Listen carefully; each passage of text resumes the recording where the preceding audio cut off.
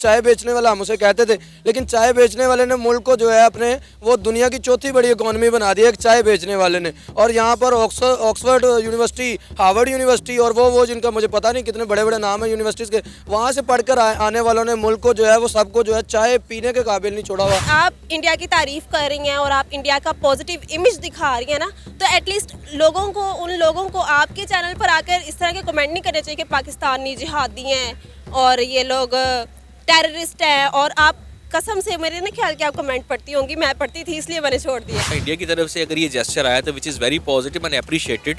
ज़रूरी नहीं है कि वो हमारा एक एनिमी है और हमारा नेबर कंट्री है जिसके साथ हमारी एक वॉर चलती रहती है, लेकिन जहाँ पे अगर अच्छा काम हो रहा है तो डेफिनेटली उसको अप्रिशिएट करना चाहिए था। वो इंडिया है या वो कोई भी है, लोग अच्छे बुरे हर जगह होते हैं। अस्सलाम वालेकुम, नमस्ते, सत श्री अकाल। मैं हूं सना अमजद। नाज़रीन, तुर्की के लोग इंडिया के प्राइम मिनिस्टर नरेंद्र मोदी का, इंडियन आर्मी का और इंडिया की आवाम का शुक्रिया अदा कर रहे हैं और ये कह रहे हैं कि अगर किसी ने कुछ सीखना है तो इंडिया से सीखें कि किस तरह मुश्किल वक्त में किसी दूसरे के काम आया जाता है, किस तरह दोस्ती निभाई जाती है। तुर्की के लोग अपने घरों की छतों पर चढ़कर इंडिया का झंडा यानी कि तिरंगा लहरा रहे हैं और इंडिया का शुक्रिया अदा कर रहे हैं। इसी पर आज हम बात करेंगे पाकिस्तान की आवाम से, तो आइए चलिए हमारे साथ। अस्सलाम वालेकुम। वालेकुम अस्सलाम। सर, आपका नाम? मेरा नाम शारिक अली है। शारिक अली, आपको पता है अभी रिसेंटली तुर्की और सीरिया में ज़ल्ज़ला आया है जिसकी वजह से कई लोग जो है अपनी ज़िंदगी की बाजी हार गए, काफ़ी सारा जानी और माली नुकसान हुआ है, काफ़ी कंट्रीज़ ने हेल्प की है, लेकिन सबसे आगे जो नाम है वो इंडिया का है। इस वक्त तुर्की के जो लोग हैं वो इंडिया का शुक्रिया अदा कर रहे हैं, अपने घरों पर इंडिया का झंडा, इंडिया का तिरंगा लहरा रहे हैं। क्या कहेंगे आप? बड़ी अच्छी बात है जी। देखें, जो मुश्किल में काम आता है उसको मानना भी चाहिए, तस्लीम करना चाहिए। और वो कहते हैं ना, हमारे पंजाबी में एक मिसाल है कि जिन्ना घर दाने होना कमले भी सियाने। तो जिनके पास पैसे होते हैं उन्हीं का बोल भाला होता है। हमने भी मदद की है, लेकिन 10 अरब डॉलर बस, मतलब इतनी ज़्यादा मदद कर दी है। तुर्की का 4 साल का कर्जा भी उतर जाएगा साथ साथ ही। लेकिन सामने हम देखें अगर, तो ऐसी बात नहीं है। हमारे जो हालात हैं हर बंदे के सामने है। हमारे हुक्मरानों ने जो है हमारे मुल्क का जो हाल किया हुआ है, ये बिल्कुल तुर्की में ज़ल्ज़ले आए हैं लेकिन हमारे इधर हुक्मरान आए हैं। यहाँ नवाज शरीफ आया, यहाँ जरदारी आया, यहाँ इमरान खान आया, उन्होंने इसका हाल जो है तुर्की से बदतर कर दिया है, शाम से, लीबिया से बदतर कर दिया है। तो ऐसे हालात में अगर 10 अरब डॉलर दिए हैं तो ठीक है, लेकिन अच्छी बात है अगर तुर्की उसको मान रहा है, क्योंकि जो एहसान करे उसको मानना भी चाहिए। ऐसी बात नहीं है कि जो एहसान करे उसके खिलाफ ही शर्मंगेज़ी करनी चाहिए। तो इंडिया की किस्मत अच्छी है कि उसकी IT अच्छी चल रही है, वहाँ के नौजवान पढ़ रहे हैं, वहाँ के हुक्मरान जो हैं उनके साथ ज़्यादा सिंसियर हैं, वहाँ के जनरल जो हैं फैसले नहीं करते, करप्शन वालों को करप्ट समझते हैं। हमारे इधर तो जनरल बाजवा साहब ने करप्शन को करप्शन समझा ही नहीं कभी। अब आप मुझे बताएं कि तुर्की एक इस्लामिक कंट्री, वहाँ के लोग अपने घरों की छतों पर इंडिया का झंडा लहरा रहे हैं और ये आज ऐसा पहली दफ़ा देखने को नहीं मिला। आपको याद होगा जब यूक्रेन और रशिया के दरमियान वॉर थी तो यूक्रेन में फंसे हुए मुसलमान स्टूडेंट ने वहाँ से निकलने के लिए इंडिया का फ्लैग यूज़ किया था और ये खबर बहुत ज़्यादा वायरल हुई थी कि पाकिस्तानी स्टूडेंट जो है वो इंडिया का झंडा इस्तेमाल करते हुए अपनी जानें वहाँ से बचा कर निकले। यानी आप सोच सकते हैं कि इंडिया के झंडे की, इंडिया के पासपोर्ट की कितनी वैल्यू है। ये वैल्यूज़ ऐसी क्रिएट होती है ना, वैल्यूज़ तब क्रिएट होती हैं जब आप काम करते हैं, जब आप अपनी इकोनॉमी को बेहतर करते हैं। ना सिर्फ आप इधर आके खोखले नारे लगाते हैं और लोगों को ढकोसले देते हैं, ऐसे नहीं। उन्होंने अपनी वैल्यूज़ क्रिएट की हैं। उनकी जो इंडस्ट्री है वो इस वक्त दुनिया की, इंडिया जो है चौथी बड़ी मीशत है। वो कैसे बनी है? वो इसी तरह से बनी है क्योंकि उन्होंने काम किया। उन्होंने ये नहीं किया कि इल्ज़ाम लगाए एक दूसरे पे।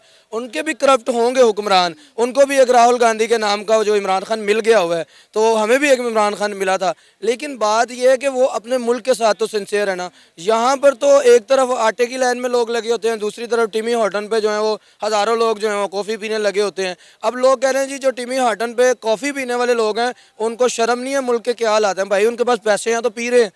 अब जिनका असल मसला है, जो मिडिल क्लास है, वो घर में ही बैठा हुआ है। इस मुल्क में महंगाई आज भी जो है वो खबर ये है कि 31 रुपये पेट्रोल फी लीटर महंगा होगा, लेकिन लोग बैठे हैं, मुतमिन बैठे हुए हैं। यहाँ पर जो कोर्ट्स हैं वो अपनी मर्जी से आज खुद नोटिस लेते हैं किसी भी चीज़ पे। सर, आप चिकन का रेट देख लें, 600 रुपये हो गया ना। अभी एक दोस्त बता रहा था कैटरिंग वाला कि मैंने एक डील डन की थी 300 रुपये में, अब 600 हो गया, तो मैं क्या करूँ? मैंने कहा आप कमीज़ उतारो और मातम करना शुरू कर दो, और क्या होगा? या तो डील पकड़ो या तो फिर डिफॉल्टर हो जाओ। तो ये महंगाई इंडिया में क्यों नहीं होती है? महंगाई का जो तूफान है हमेशा पाकिस्तान में ही क्यों देखा जाता है? हालांकि दोनों जरखेज मुल्क हैं, इंडिया और पाकिस्तान का खित्ता भी ऑलमोस्ट एक जैसा है, लेकिन उनके वहाँ पर आप देखें चीज़ों के क्या रेट और यहाँ पर ज़मीन आसमान का फ़र्क है। देखें वहाँ के लोग जो हैं अपने मुल्क के साथ सिंसियर हैं।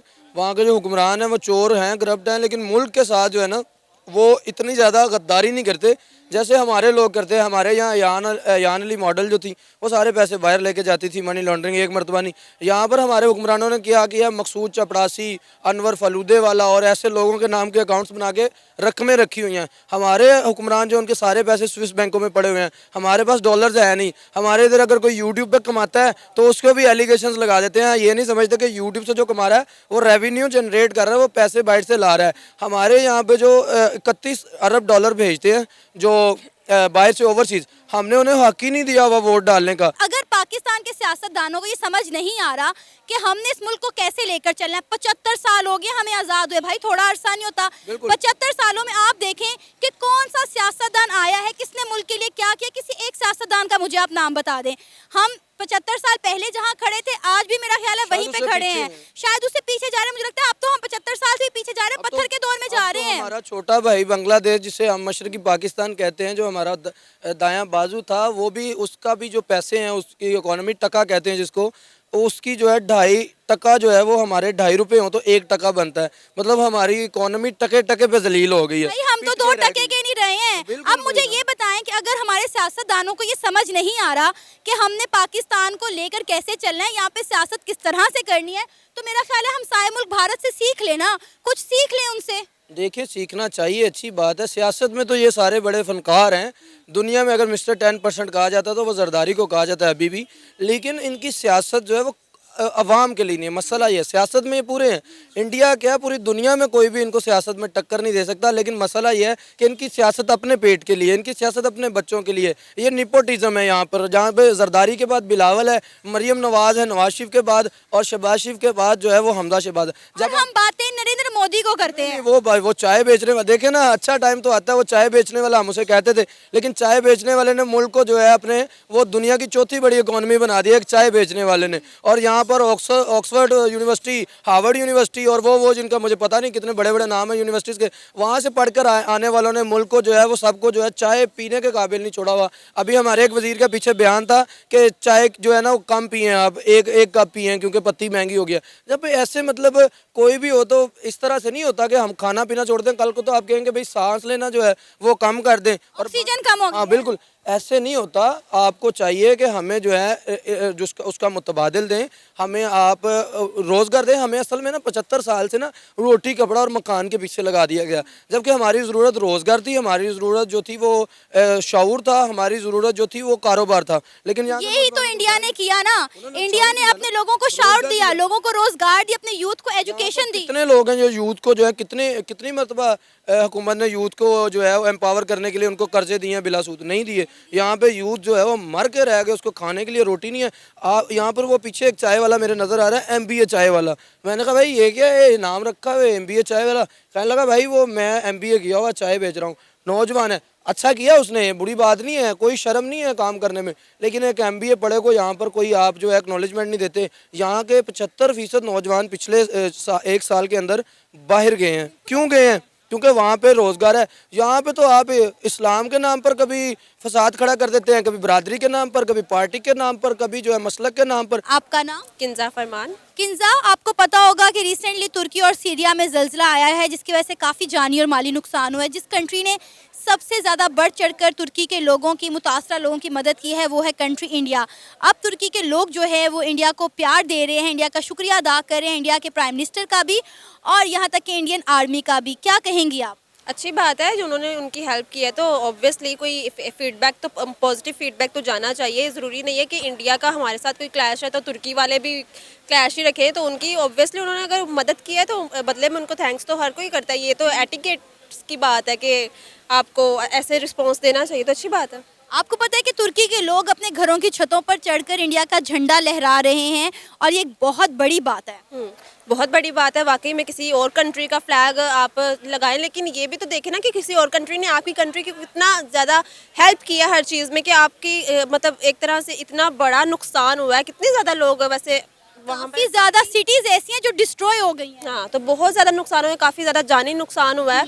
तो आप किसी को एक तरह से गिरे हुए को उठा रहे हैं, तो आप जाहिर सी बात है कि इस तरह से थैंक यू बोलना और अपने ग्रैटिट्यूड शो करना, इट्स अ गुड थिंग। उन्होंने कहा है कि अगर किसी कंट्री ने कुछ सीखना है तो वो इंडिया से सीखे कि किस तरह मुश्किल वक्त में किसी के काम आया जाता है, किस तरह किसी के साथ दोस्ती निभाई जाती है। नहीं, वो तो ये तो अलग बात है, ये उन्होंने साफ मुश्किल वक्त में उनका साथ दिया, लेकिन जब कोविड में इंडिया इतना ज़्यादा पीछे चला गया था और कोविड ने काफ़ी ज़्यादा इंडिया को नुकसान पहुंचाया था, तो पाकिस्तान ने भी काफ़ी ज़्यादा हेल्प किया था। तो ये ज़रूरी नहीं है कि कौन किसको किसी से हेल्प करना सीखना चाहिए, ज़रूरी ये है कि आपकी अपनी कंडीशन क्या है।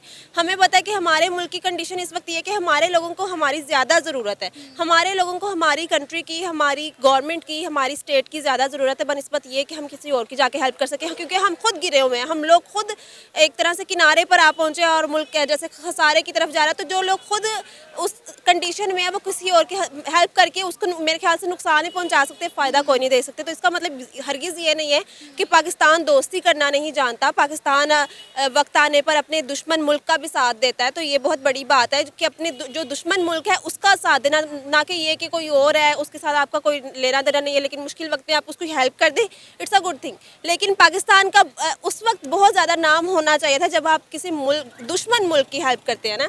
दोस्त की दोस्त हेल्प करता है, लेकिन दुश्मन की हेल्प करना ये ज़्यादा अच्छा पॉइंट है। तो हम इंडिया के साथ अपने ताल्लुकात में बेहतरी फिर क्यों नहीं ले आते हैं? अगर हमने इंडिया की मुश्किल वक्त में हेल्प की हुई है तो कभी ना कभी इंडिया ने भी हमारी हेल्प की हुई है, तो हम फिर इंडिया के साथ ताल्लुकात में बेहतरी क्यों नहीं लाते? क्योंकि दोनों के बॉर्डर साथ लगते हैं और अगर इंडिया और पाकिस्तान के ताल्लुकात में बेहतरी आती है तो डेफिनेटली इसका फ़ायदा पाकिस्तान को बहुत ज़्यादा होगा। अच्छा, मैं आपको एक बात बताऊं, हम जैसे ये सारे इंडियन यूट्यूबर्स हैं पाकिस्तान में, इंडियन कंटेंट पे काम कर रहे हैं, मैं भी इंडियन कंटेंट पे काम कर चुकी हूँ, तो मैं अब इस टाइम छोड़ चुकी हूँ। मैंने क्यों छोड़ा, उसकी रीज़न ये है कि इंडिया के हो सकता है वहाँ पर अच्छे लोग भी हैं, बुरे लोग भी हैं, जैसे यहाँ पर अच्छे लोग भी हैं, बुरे लोग भी हैं। हम लोग भी इंडिया को काफ़ी ज़्यादा बुरा भला कहते होंगे, हमारे लोग भी ये नहीं कह रही कि बुरे हैं, लेकिन जब आप इंडिया की तारीफ़ कर रही हैं और आप इंडिया का पॉजिटिव इमेज दिखा रही हैं ना, तो एटलीस्ट उन लोगों को आपके चैनल पर आकर इस तरह के कमेंट नहीं करने चाहिए कि पाकिस्तानी जिहादी हैं और ये लोग टेररिस्ट हैं। और आप कसम से, मेरे ना ख्याल कि आप कमेंट पढ़ती होंगी, मैं पढ़ती थी इसलिए मैंने छोड़ दिया, तो आपको भी पढ़ने चाहिए। सर, आपका नाम? मेरा नाम अली अफाक खान है। सर, आपको पता है कि तुर्की और सीरिया में ज़ल्ज़ले की वजह से काफ़ी लोग जो हैं वो अपनी ज़िंदगी की बाजी हार चुके हैं, जो अमवात हैं वो हज़ारों तक पहुंच चुकी हैं। इस वक्त सबसे ज़्यादा जिस मुल्क ने उनकी मदद की है वो इंडिया है। तुर्की के लोग इंडिया के प्राइम मिनिस्टर नरेंद्र मोदी का, इंडियन आर्मी का और इंडिया की आवाम का शुक्रिया अदा कर रहे हैं, यहाँ तक कि वो अपनी घरों की छत पर चढ़कर इंडिया का झंडा यानी कि तिरंगा लहरा रहे हैं और इंडिया का शुक्रिया अदा कर रहे हैं। क्या कहेंगे आप?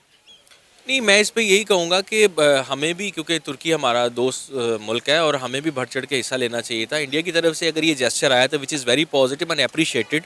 ज़रूरी नहीं है कि वो हमारे एक एनिमी है और हमारा नेबर कंट्री है जिसके साथ हमारी एक वॉर चलती रहती है, लेकिन जहाँ पे अगर अच्छा काम हो रहा है तो डेफिनेटली उसको अप्रिशिएट करना चाहिए था। वो इंडिया या वो कोई भी है, लोग अच्छे बुरे हर जगह होते हैं, लेकिन जहाँ तक as far as Pakistan country is concerned, तो पाकिस्तान को भी आगे बढ़ना चाहिए था, अपने कदम बढ़ाने चाहिए थे पॉजिटिविटी की तरफ। लेकिन अगर ये नहीं हुआ या ऐसा कुछ जेस्चर तुर्की को नहीं फील हुआ तो which is very disappointed. Sir, तुर्की ने तो हमारे प्राइम मिनिस्टर को वहाँ पर विजिट के लिए जाने से भी मना कर दिया है, हम क्या कुछ कर सकते थे उसके बाद? मेरा ख्याल है वो विजिट, आई डोंट नो कि उनका विजिट का क्या पर्पस था, कि ऑलरेडी वेल प्लान्ड विजिट था उनका, या वो इसी पर्पस के लिए जा रहे थे कि जो उनका वहाँ पे इतने बड़ी एक नेचुरल क्लैमिटी वहाँ पे आई है, एक नेचुरल डिजास्टर वहाँ पे है, इतना बड़ा कैटास्ट्रॉफी हुआ है वहाँ पे। तो आई डोंट नो कि उनका वो क्या था, मे बी कि उनका कोई प्रोटोकॉल्स के इशू थे या कोई प्रॉब्लम से, मे बी किसी वजह से उनको मना किया हो। लेकिन मेरी अपने पीएम साहब से गुजारिश है और रिक्वेस्ट है कि अगर उनको मौका मिलता है तो वो तुर्की के लिए ज़रूर बढ़ चढ़ के आगे आएँ और उनके लिए जितनी भी हेल्प हो सके, आल दो के हेल्प की हमें भी ज़रूरत है, लेकिन इतना बड़ा डिज़ास्टर वहाँ पे आया है तो हम, क्योंकि फिर भी हमारा मुल्क तो चल रहा है ना, मामला तो चल रहा है ना, तो हमारे पीएम साहब को, हमारी गवर्नमेंट को इनिशिएटिव्स लेने चाहिए और आगे बढ़ के तुर्की की बिल्कुल मदद करनी चाहिए, क्योंकि तुर्की हमारा हर मुश्किल हालात में हमारा साथ देता है, हमारे शाना बशाना खड़ा होता है। तो ये जेस्चर्स हमें इंटरनेशनली नहीं अपने आप को पोर्ट्रे करना चाहिए।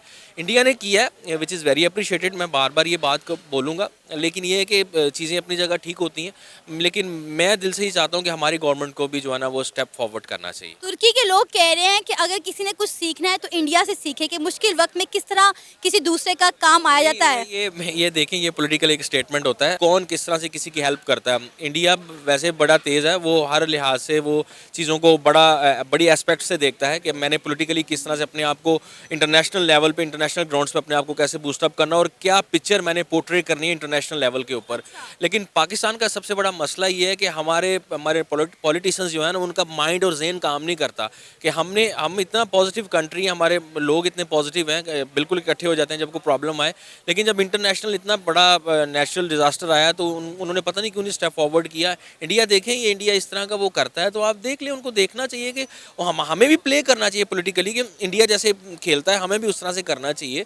लेकिन जब इतना हमारे मुस्लिम ममालिक है, उनके ऊपर इतनी बड़ी प्रॉब्लम आई है, तो हमें भी आगे बढ़ना चाहिए था। इंडिया ने अगर इस तरह से किया है तो उनको ठीक है, उनके लिए। सर, आपको पता है कि तुर्की के लोग जो अपने घरों की छतों पर चढ़कर इंडिया का झंडा यानी कि तिरंगा लहरा रहे हैं और इंडिया का शुक्रिया अदा कर रहे हैं। ये पहली दफ़ा नहीं हुआ। आपको पता है यूक्रेन और रशिया की जब वॉर थी तो यूक्रेन से भी पाकिस्तानी स्टूडेंट जो फंसे हुए थे, उन्होंने वहाँ से निकलने के लिए इंडिया का झंडा इस्तेमाल किया था, खुद को इंडियंस कहलाया था और वो वहाँ से निकल सके थे। तो आप ये देखें कि इंडिया के झंडे की ही कितनी वैल्यू, कितनी पावर है। ये तो बात है कि इंडिया बेसिकली एक बड़ी कंट्री है और उनकी जो वॉइस है, उनके जो वॉइस की जो रेज है वो हमसे बड़ी है। वो जब इंटरनेशनल प्लेटफॉर्म पे बात करते हैं तो उनकी बात मानी जाती है। एक बड़ी इकोनॉमी है उनकी।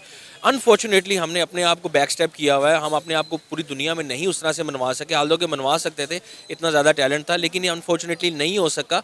हाँ, डेफिनेटली मैं चीज़ मानता हूँ कि इंडिया इस तरह से करता है, लेकिन मुझे बहुत डिसअपॉइंटेड होती है कि जब हम इंडिया को और पाकिस्तान को कंपेयर करके और इस तरह से हम बात रेस कर रहे हैं कि इंडिया ने बेहतर किया उनसे, लेकिन अनफॉर्चुनेटली हमें भी करना चाहिए। बहुत दुख होता है इस बात के ऊपर। मैं पर्सनली इसके ऊपर बहुत दुख हुआ कि इस तरह नहीं होना चाहिए था, पाकिस्तान को भी करना चाहिए था पार्टिसिपेट। ये था हमारा आज का प्रोग्राम। आपने जानी पाकिस्तानी अवाम की राय। उम्मीद है आपको आज का हमारा ये प्रोग्राम पसंद आया होगा। आप भी अपनी राय का इजहार कर सकते हैं नीचे दिए गए कमेंट सेक्शन में। इसी के साथ मुझे इजाज़त दें, पर जाने से पहले हमारे चैनल को सब्सक्राइब करें, वीडियो को लाइक करें और शेयर करें। अल्लाह हाफिज़।